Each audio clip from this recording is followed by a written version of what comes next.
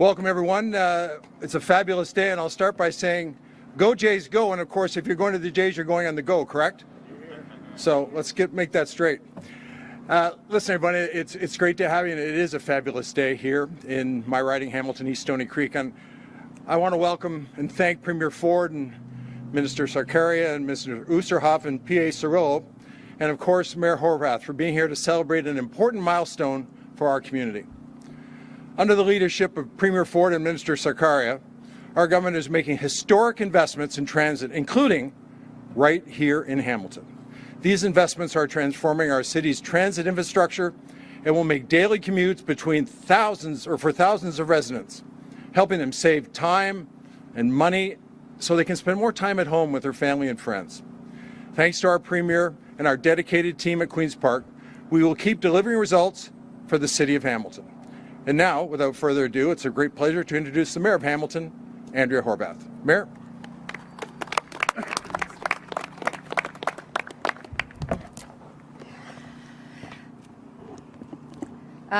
Thank you very much, Minister, for the introduction. I'm very, very proud to be here, and I'm grateful to be here with Premier Ford, Minister Sarkaria, Minister Lumsden, the MPPs Cirillo and Oosterhoff.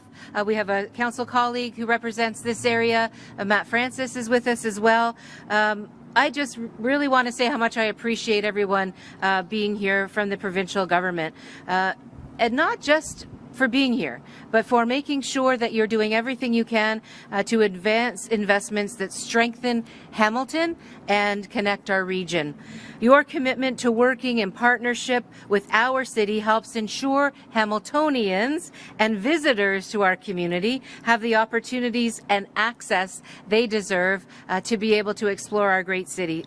So I am really excited with today's announcement. Confederation GO Station represents another important step in expanding transit access across Hamilton and, as I said, throughout the region. For Hamiltonians, of course, it means shorter commutes, as Minister Lumsden said, more affordable and sustainable travel options, better connects people to work, to school, to healthcare, and here in Hamilton with some of our recent investments downtown, connects people to fun as well. For visitors, it's easier access to our city, to discover our cultural spaces, our trails, our waterfront, our restaurants, and our businesses. Everything that makes Hamilton such a vibrant place.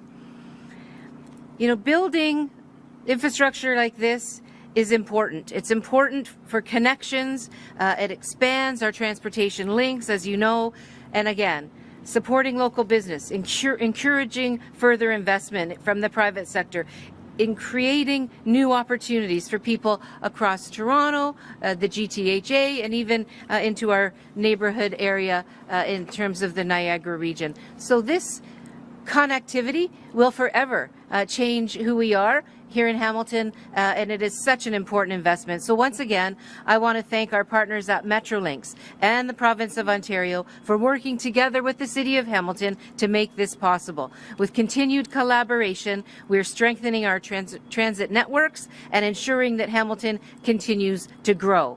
Hamilton is on the move, and Confederation GO will help our residents, our visitors, and our economy move and grow with it. Thanks all very much. I'm now very pleased to ask Minister Sarkaria to take over the microphone.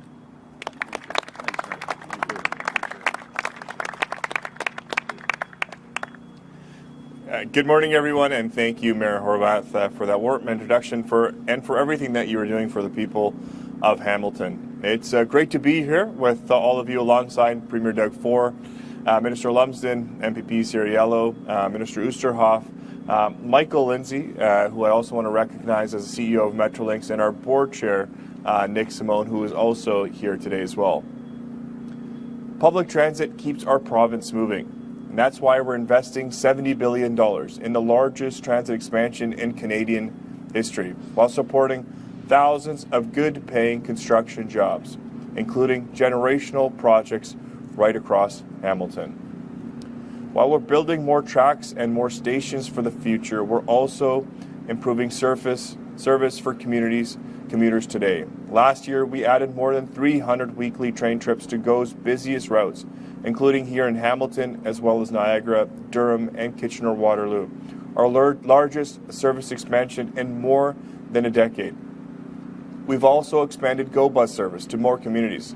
For the first time, Ontario now provides GO transit service to First Nations, with routes serving 6 nations of the Grand River and Mississaugas of the Credit First Nation. And we're putting more money back where it belongs, in people's pockets. Ontario's One Fare program means Hamilton's transit riders now pay only one fare to transport between GO and GTA transit agencies, saving commuters on average $1,600 each year. And as of March, veterans and members of the Canadian Armed Forces can now ride GO Transit for free. We're getting Ontarians where they need to go faster, and we're making life more affordable. Hamilton and the Niagara region are among the fastest growing areas in Ontario. These investments will not only make it faster and easier for people in Hamilton and Niagara region to get where they're going, but drive economic growth throughout the region, protecting Ontario in the face of economic uncertainty. We are building Ontario, and today we are marking a milestone. And with that, I'll turn it over to Premier Doug Ford. Thank you.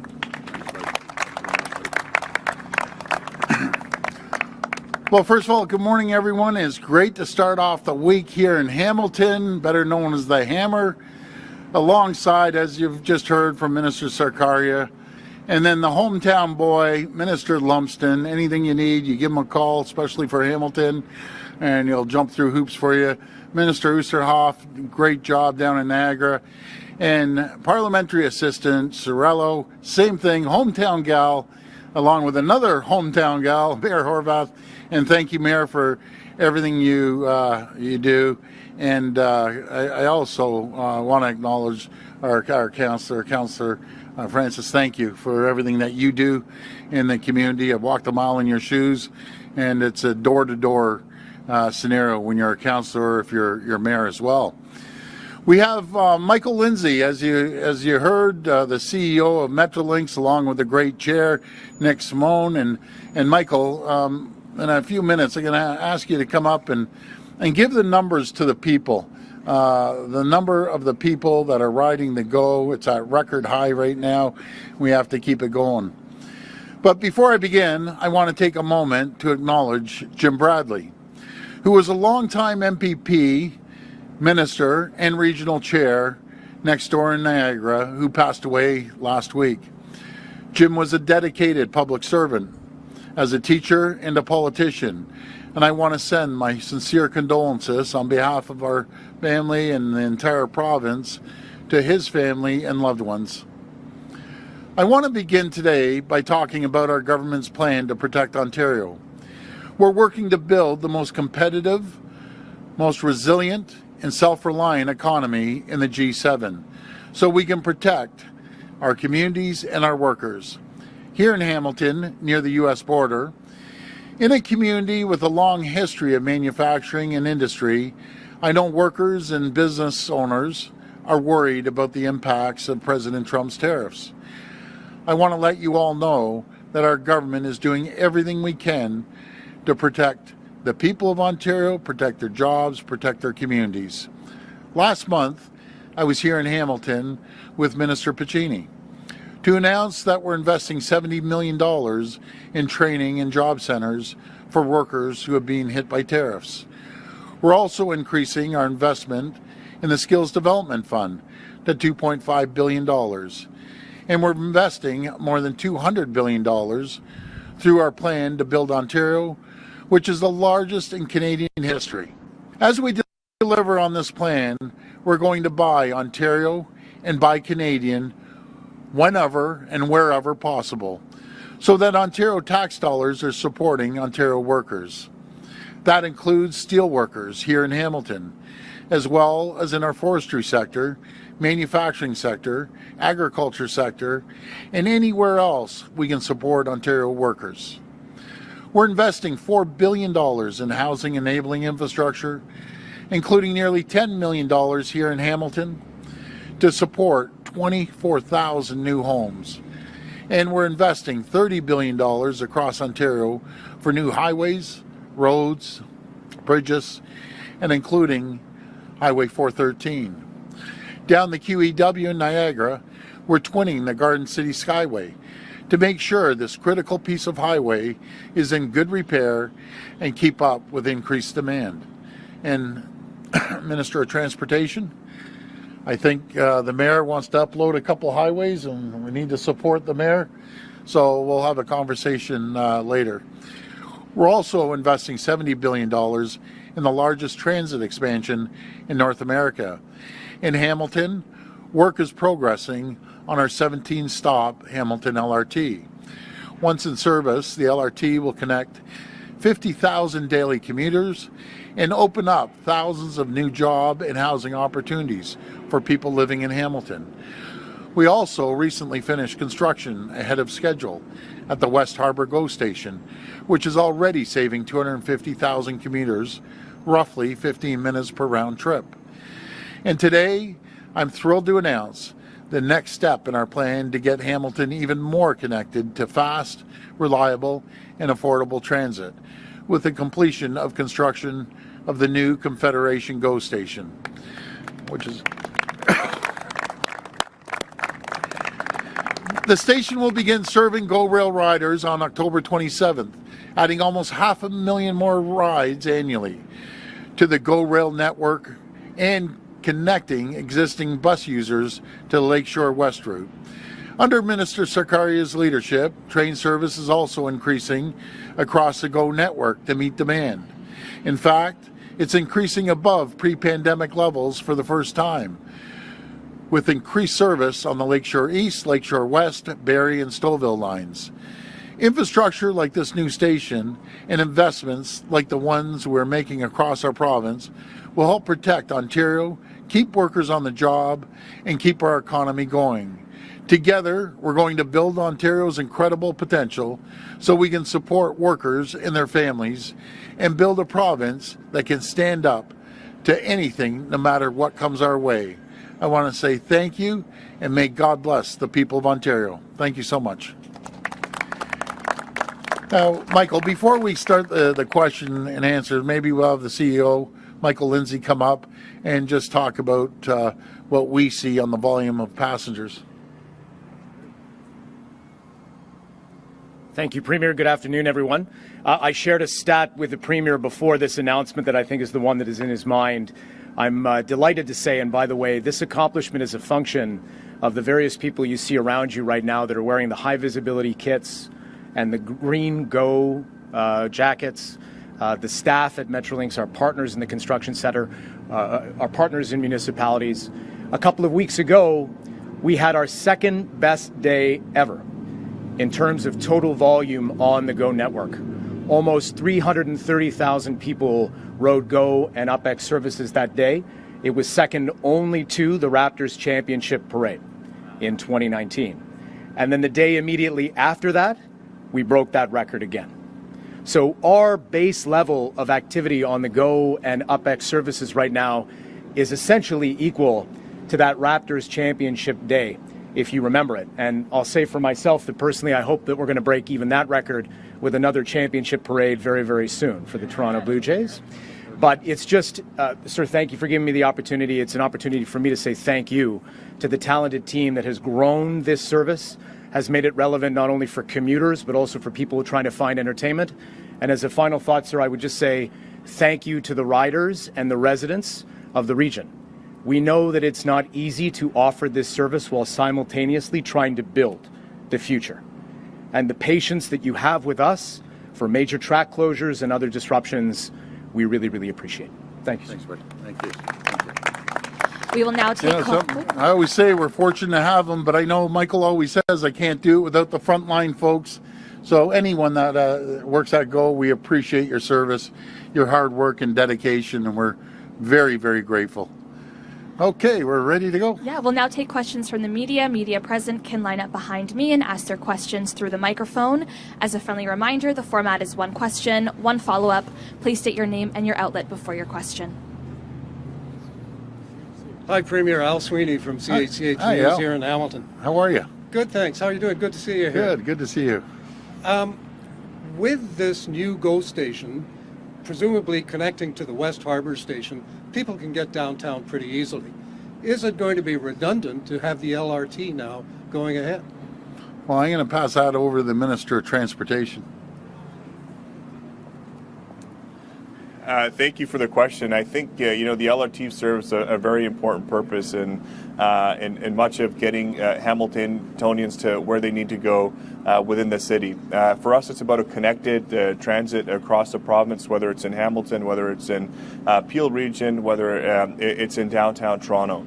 So the Hamilton LRT definitely fits the profile for what we want to accomplish with a connected transit system across the province. The GO network is also just as important, and I think both of these working together will improve accessibility to transit, but also the quality of life. People getting from downtown Toronto all the way up here or all the way up to Niagara for whether it's a weekend trip or whether it's for work, and then being easily able to access our LRT in Hamilton to get to where they need to go to. And these are all about ensuring that we have a connected system that will support each other, integrate well across the province, and make it that much more accessible. Thanks. So one follow-up for you, Premier. Yes. Still on transportation with the mayor there. Have you guys resolved your differences over speed cameras? The last I heard, Hamilton was going ahead with the idea. Well, let me tell you something. We have a phenomenal relationship, 1,000 times better than when the mayor was in the opposition benches at Queen's Park.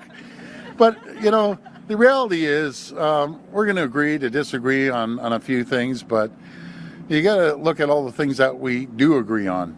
And it's probably, 90% of making sure that we create more opportunities economically. We always work together in attracting new businesses, working together on the LRT, working together on other infrastructure projects, helping with the homeless here and trying to clean up the streets. So, yes, we'll agree to disagree on that. But again, there's so many things that we work together very, very well on, especially economics. Good day, Premier. Matthew Van Dongen from the Hamilton Spectator. Thanks for taking Matthew. the time. Thank you. I'm going to jump in on that question as well in a different way. The mayor had said to me that she thought that Hamilton's use of speed cameras was pretty responsible. We only have 4 in action. The revenue goes back into road safety programs, just like you were talking about earlier. So I was wondering, when your legislation comes forward, will there be an opportunity for carve-outs for responsible use? Yeah, well, what we're going to do is make sure that we give places like Hamilton the money to build the infrastructure to actually slow down the traffic, and we look forward to working with the mayor and her team to tell us where they want the infrastructure put together. I was asking the mayor about crime as well, because I want to start introducing cameras on crime if approved by residents, because the home invasions, and I was asking the mayor about the car thefts here and the home invasions. Certain areas around Ontario are just getting hammered. York region, certain parts of Etobicoke, Peel region, and up in Halton as well, Durham. So we're going to be working on that, and I'm wondering if we can use those cameras to identify stolen cars as well. And with the red light cameras, I have no problem with red light cameras. I think they're essential because they cause serious accidents. Someone's racing through a red light. But our goal is to continue working with the municipalities to help them build the infrastructure that is needed.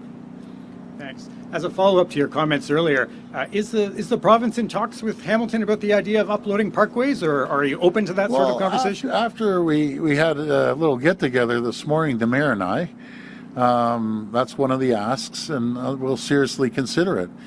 Because it's a real burden financially on Hamilton. And we've done it for other jurisdictions, and I just believe it's only fair to do it here. I'm not saying we're doing it. I'm just saying we're going to have a good discussion on it. The Alexandra Parkway and what was the other one, Mayor? Red Hill. Red Hill. So we'll look at it. And that allows the mayor and council to reallocate those funds into other areas that might be more productive. So we're always open to helping our cities. Hi, Premier. This is Sarah Piesker from CBC News. Hi, Sarah. Hi.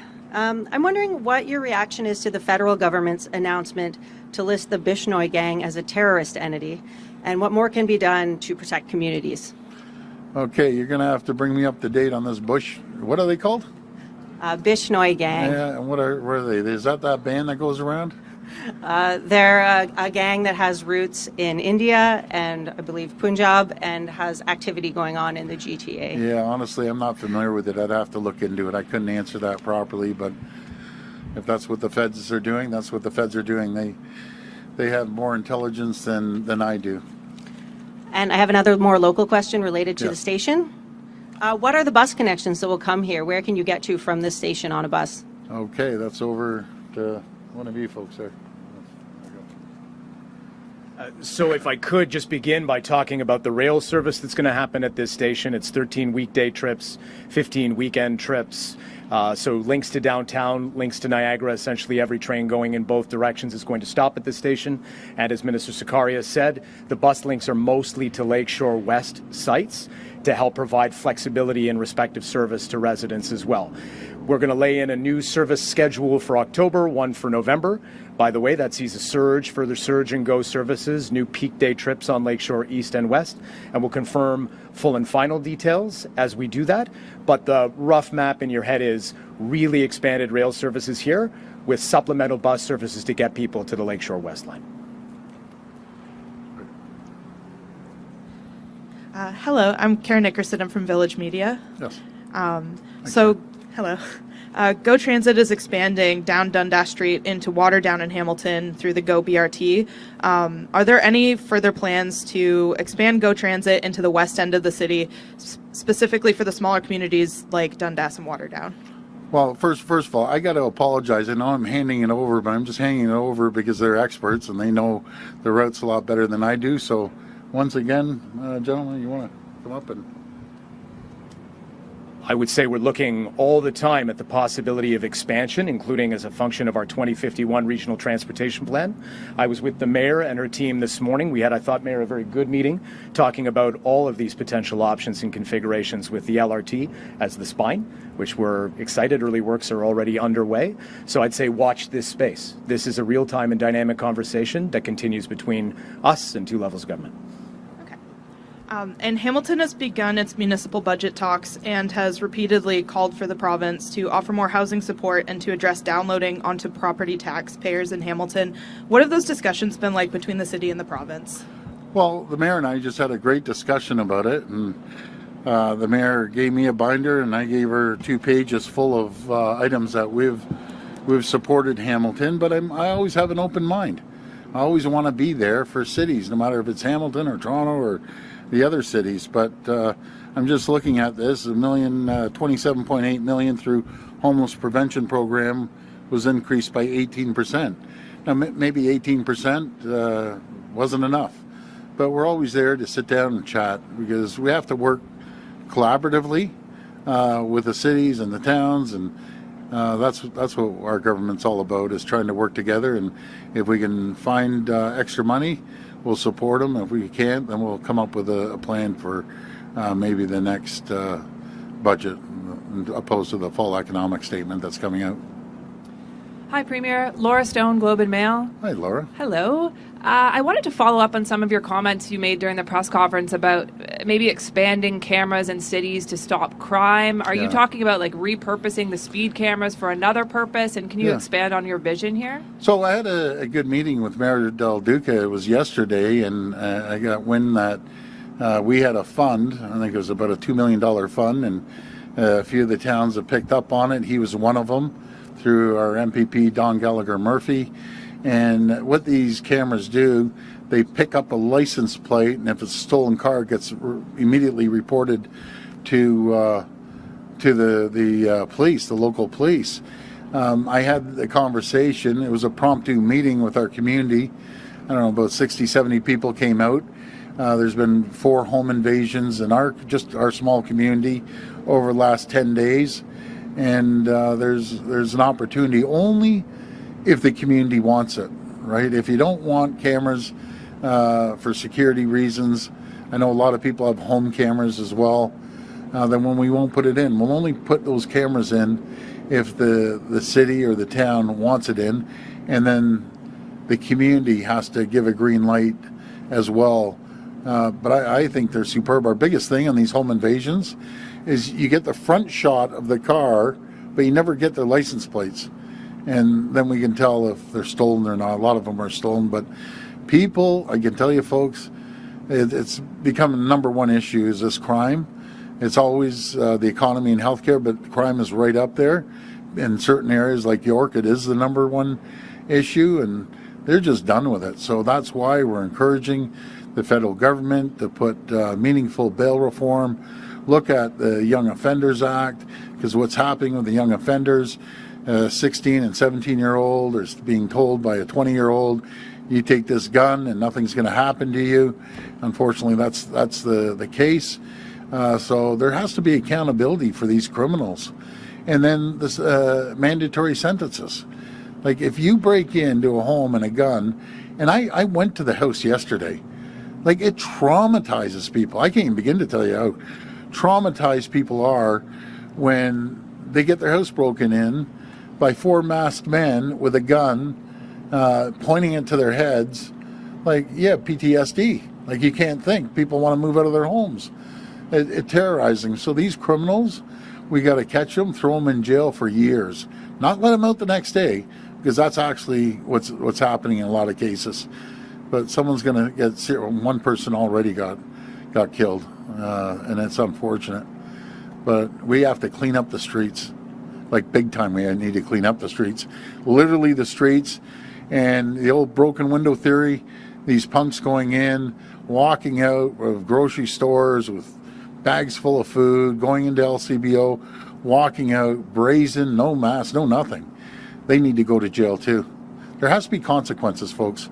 We live in the greatest sub-sovereign nation in the world, Ontario, and it starts with making sure people feel safe. And right now, people aren't feeling safe. Can I just, before I follow up on my next topic, just Yep. to clarify, so you're thinking of maybe expanding this camera system within Yes. cities who want it? That's right. Like, you're Yep. going to talk to them about it? And Yeah, we'll put it out there, and anyone who wants it. They're relatively, I'm just getting the figures off Mayor Del Duca yesterday. They're about 15,000, but the technology is like you can pick up any cars that are stolen, and anyone that's doing a break and enter. They have to exit one area within a community. But again, that's up to the community. If you want it, I think it's very beneficial. If you don't, that's fine. I know the community in our community, they want them. Okay. They want them like yesterday. And just on another topic, on this Project Ontario group, they're having a meeting tomorrow night. They're pushing for smaller government. They say you don't have the will to kind of do what it takes to really cut down. They're also looking for more private healthcare option, different options for independent schools. You've always said you're open to ideas from various political parties. Are you open to any of their ideas? I don't even know who these guys are. They sound like a bunch of radical rights. Folks, I'm not in favor of the radical left and the radical right. This government in Ontario or in Canada, we're prudent fiscal managers, first of all. I'm tough on crime. I'm a prudent fiscal manager. I don't know who these yahoos are. It sounds like some radical right group, probably tied to maybe a federal party or something. I don't have a clue. Like the federal conservative party? Oh, I'm not saying that. I'm just saying who knows who they're tied to. And I really don't care, to be honest with you. I don't even know who these guys are. I'm going to focus on our agenda, protecting the people, protecting the economy, creating more jobs, building infrastructure, building the healthcare system. That's what I'm focused on. This will be the last reporter. Good morning, Premier. It's Craig Wadman from the CTV News. Hey, Craig. All right, President Trump is again vowing to put a 100% tariff on movies made outside the U.S. Your thoughts, sir? Well, I disagree with anything that guy says. He drives me crazy. First of all, we built the movie business up to roughly about $3 billion. Our goal is to build it up to $5 billion. So we're going to continue growing, continue investing in the film industry. The film industry is very strong here. And anyways, do you know what we have to do, folks? I've said it over and over again. Forget about President Trump. The guy drives me crazy. Let's focus on what we can do. How can we create the climate and the conditions and the environment for companies to come in and invest in our greatest people, smartest people in the entire world? Let's create that environment. Let's start putting money back into people's pockets. Put money back into companies. Make it the most competitive area anywhere in the entire world. And our number one selling feature is the people. We have the most talented people in the world, the best quality life in the world, right here in Ontario. So we'll focus on what we can do, and we'll start diversifying our trading partners around the world. And as for Trump, Trump's Trump. We gotta refocus on what we can do. And then just one question for the Transportation Minister, if I may, Yes. Sarah. I'll have you step forward if you don't mind. This is a bit of a mouthful, but this is a question about prosecuting drivers. So we've noticed that the withdrawal rate in court statistics for offenses like dooring has gone way up from about 6% in 2021 to about 57% last year. Now, does this dovetail with the strategy to remove automated ticketing to make it easier on drivers who break road rules? Give me 1 second. I've got to run back to my camera to change the height.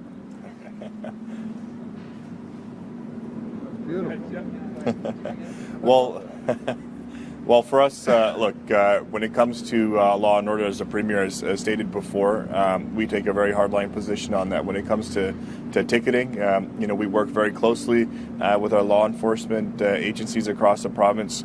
Just last legislative session, we tabled multiple pieces of legislation that made it Ontario one of the toughest jurisdictions, whether it's on stunt driving, whether it's on impaired driving. All of those offenses were increased in fines and penalties to the extent possible. And so we will work with our Attorney General and his office to continue to ensure that from a prosecution perspective that charges that are laid are seen through, and that we work with our law enforcement partners as well to keep not only our roads safe but criminals off our streets and ensure the safety of individuals that are driving. Thank you.